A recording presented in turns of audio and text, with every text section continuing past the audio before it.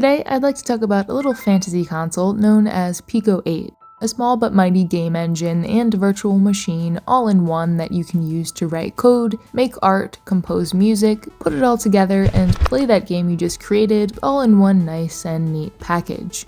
Now, I'm not a very technical person when it comes to games. I do play a lot of them, of course, but if I were to ever start learning how to create my own, I think I'd do it in PICO-8. That being said, I'm mostly going to be focusing on the finished products here, all the colorful and imaginative games that have come out of this wonderful pixelated scene, but if you yourself are either a seasoned or aspiring developer, I'd recommend checking out some of the videos by Lazy Devs Academy to get a better idea of what's going on under the hood. The creator of PICO-8, Lexalawful, who looks like this, also posts a lot of helpful stuff to their blog, and there's even an official PICO-8 forum you can poke around in too. From quick and addictive arcade games, to demakes of your favorite titles, to full-on UFO 50-like collections, PICO-8's got it all. Fun fact, each game, or cart as they're referred to, can be sent and shared in a special PNG format, like an image file. I don't know how this is possible, but that's just part of the magic of PICO-8. The console's limitations are as follows: 128 by 128 pixels, a palette of 16 beautiful colors, and 4-channel chip blurps. This has something to do with audio, I promise. It isn't a new type of snack for aliens or anything. Now, keeping these limitations in mind, some PICO-8 games look exactly how you'd expect an 8-bit engine's games would look. Blocky platformers, old-school roguelikes, top-down RPGs, but when I tell you that any and every genre imaginable has made its way over to the fantasy console, I ain't kidding. I'm gonna need to take a deep breath here to make sure I can get all these in.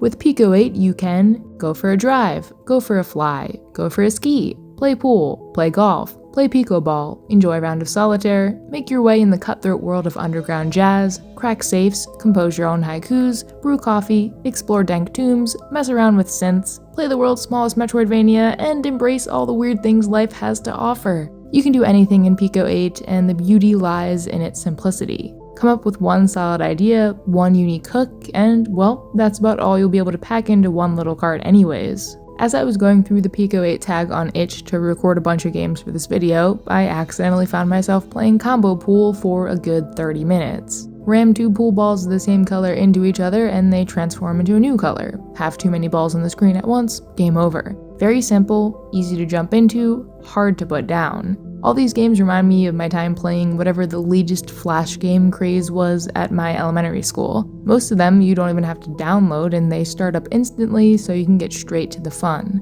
I would imagine that this could also be a good way to prototype games and test out ideas. If you can get it to work and be fun in PICO-8, then there's definitely a solid game there. Last year, I made a video about worm games, and one of the titles featured, Woodworm, started off as a PICO-8 game. And ever heard of a super underground indie platformer called Celeste? Yep, also originally a PICO-8 game, and I'm sure many of you have even come across that version of the game in the final release. This brings me to all the wonderful demakes that have been created for the console. Games that you'd never think would be possible to strip down to their bare-bones core and simplify, yet here I am playing 8-bit Doom. Poom. As you can clearly see, there is so much creativity going on here, finding ways to work with PICO-8's constraints while still creating something that captures the spirit of the original game. And as a side note, if you're into demakes, there's an amazing community of developers on itch.io, tons of game jams centered around them, and no shortage of ingenious mashups like Disco Elysium for the original Game Boy, The Witness for NES, and Signalis for the Game Boy Color.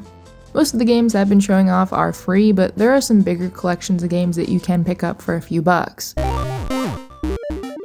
Corgi Space was released a few months ago and is named after this delightful creature because it's all about 8-bit games with short legs. The collection includes a top-down Souls-like, Sokoban puzzler with a twist, cargo delivery game, and a dinosaur logic game, to name a few. Since release, developer Adam Saltzman has gone on to add 3 more games and even hosted their own Corgi Jam, all about keeping things small, easy, and not obvious. Sebi 16 by Sebastian Lind has even more games, 16 of them, and it's just a great way to try out a bunch of titles in a bunch of genres and get a feel for what this fantasy console can do, all in one neat little package. Speaking of neat little packages, these games are the perfect contenders for running on the modern retro handheld of your choosing.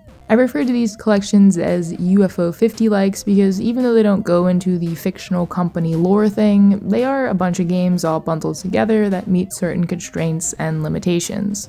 My goal today was to give you a little overview of what this community is all about and to hopefully get you to go play some games, because at the end of the day, isn't that what we're all here for?